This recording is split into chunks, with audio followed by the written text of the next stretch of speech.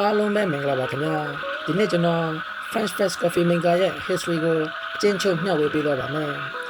1852ခုနှစ်ပြင်သစ်လူမျိုးနှစ်ဦးဖြစ်တဲ့ Ohio Domaya နဲ့ Chevito de Fort တို့ဟာ French Press ရဲ့ပုံစံအစကိုမူပိုင်ခွင့်မှတ်ပုံတင်ခဲ့ကြပါတယ်တိုးတော်ညာလဲဒီဇိုင်းပုံစံက coffee effect တွေကိုစိတ်ထုတ်တဲ့အခါအဖုံးဖိတ်တာမှာလေးလိုအောင်ချစ်ပင်နိုင်ခြင်းမရှိသေးပါဘူးနောက်ထပ်ပြင်သစ်လူမျိုးတစ်ဦးဖြစ်တဲ့မာဆေဗန်ဟာပက်ကက်ဒီရိုဘယ်ဟာက1924ခုနှစ်မှာနောက်ထပ်မူပိုင်ခွင့်တစ်ခုကိုမှတ်ပုံတင်ခဲ့ပါတယ်။ကျွန်တော်တို့ဒီနေ့ခေတ်မှာမြင်တွေ့ရတဲ့လေလုံတဲ့စစ်ထုတ်စနစ်ပါဝင်တဲ့ခင်မီ French Press နဲ့အနည်းဆက်ဆုံးဒီဇိုင်းကိုတီထွင်ခဲ့သူတွေကတော့အီတလီလူမျိုးဒီဇိုင်နာများဖြစ်ကြတဲ့အထီလီယိုကာလာမနီနဲ့ဂျူလီယိုမိုနီတာတို့ဖြစ်ပါတယ်။သူတို့နှစ်ဦးဟာ1928ခုနှစ်မှာ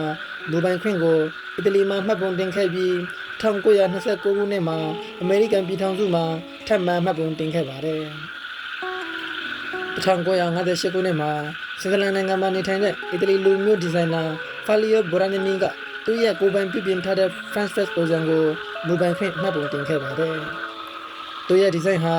ပြင်သစ်တွင်ရှမ်းဘတ်အမည်ဖြင့်ထုတ်လုပ်ခဲ့ပြီးစီးပွားရေးအရာအကြီးအကျယ်အောင်မြင်ကျော်ကြားခဲ့ပါတယ်မမြင်ချင်းဒေးမန်ကုမ္ပဏီဘော်ဒန်ကရှမ်းဘတ်ရဲ့ဒီဇိုင်းကိုနောက်ပိုင်းမှာဝယ်ယူခဲ့ပြီးတပတ်အနှံ့ပုံမှန်ပြတ်နှံ့အောင်လုပ်ဆောင်ခဲ့ပါတယ်အချို့အဖြစ်ပြောရမယ်ဆိုရင် French Press ကိုစတင်တီထွင်ခဲ့သူတွေဟာပြင်သစ်လူမျိုး Ohio Domaya နဲ့